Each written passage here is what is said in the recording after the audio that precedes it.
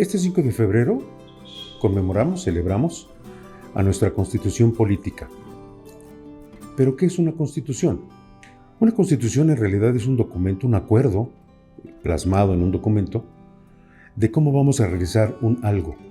Por eso existen constituciones para las empresas, para las sociedades, para demás.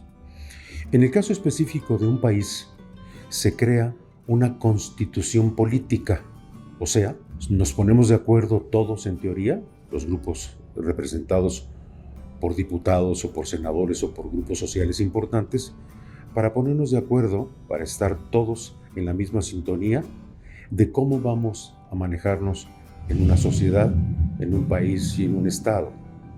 Eso es una constitución. Y las constituciones se dan cuando necesitamos adecuar, modificar o cambiar algo que existe en nuestro país y en lo que ya no estamos de acuerdo o lo que ya no somos.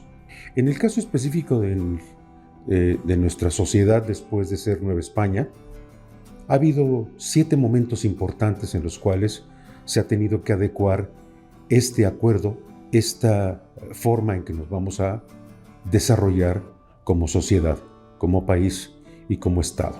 El primero se da cuando España deja de tener el dominio de todas sus colonias y en México inicia la independencia en 1810 a 1812 y en España se da precisamente la reunión, los acuerdos de las Cortes de Cádiz. Ahí lo que se va a discutir en ese primer documento fundacional es si Nueva España va a seguir siendo parte de todo el Imperio Español o ya no. Uno de los documentos más importantes también que se dan lo proclama y lo firma el padre Morelos.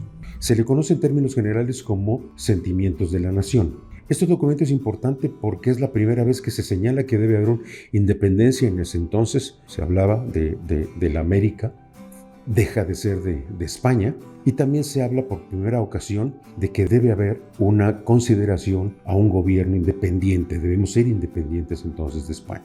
Y en 1821 se da el triunfo de la Revolución, los acuerdos que van a separarnos por completo de España, y se editan 2 documentos muy importantes. El Plan de Iguala, que va a ser firmado por Iturbide y otros que terminaron la última etapa de la independencia.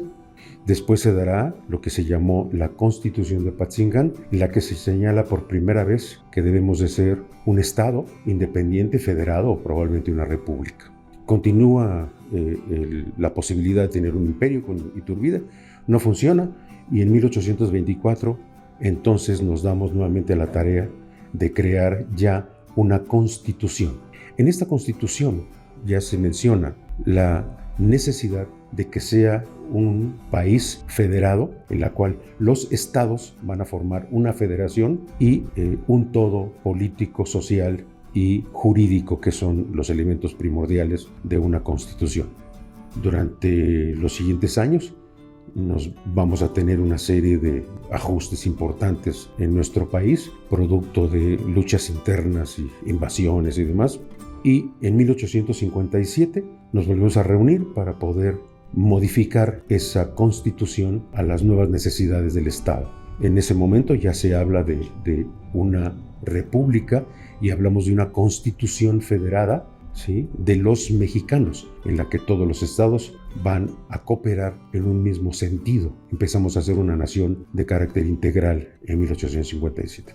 Después de esto vienen las invasiones extranjeras y hay necesidad entonces de modificar una serie de preceptos nacionales.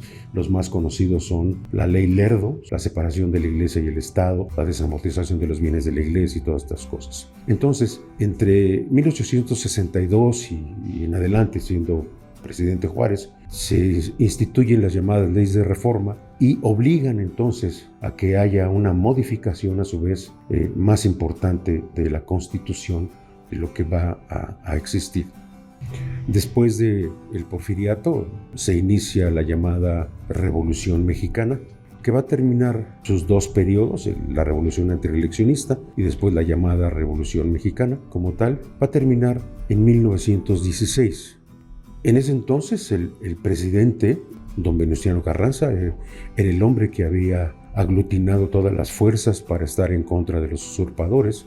La propia dinámica de la revolución dicta la necesidad de crear otro tipo de Estado, un nuevo Estado, a partir de lo que ha sucedido en toda esta revolución. Esa es la Constitución que conocemos de 1917 y la que nos rige actualmente.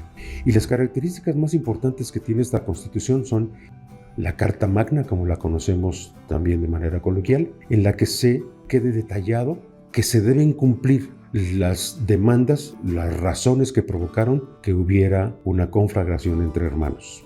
Entonces, el artículo 3 constitucional que habla sobre la educación gratuita que debe proporcionar el Estado es uno de los más grandes artículos que podemos nosotros enarbolar y de sentirnos orgullosos de ellos.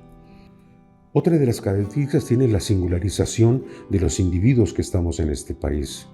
Otro de los logros tiene que ver con la división del trabajo, con la forma en que se nos tiene que remunerar el trabajo, el respeto que se nos debe tener, las garantías que debemos tener al respecto. Y después se fueron adicionando otra serie de elementos, como el juicio de amparo, y todo está contemplado en este documento tan importante llamado la Constitución Política de 1917.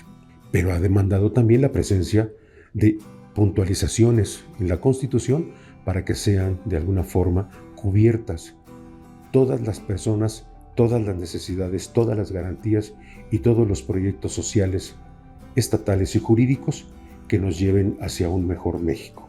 Por lo tanto, este 5 de febrero debemos sentirnos muy orgullosos de tener una normatividad que pretende, busca, intenta darnos igualdad, seguridad y un futuro promisorio para todos los que estamos en esta nación.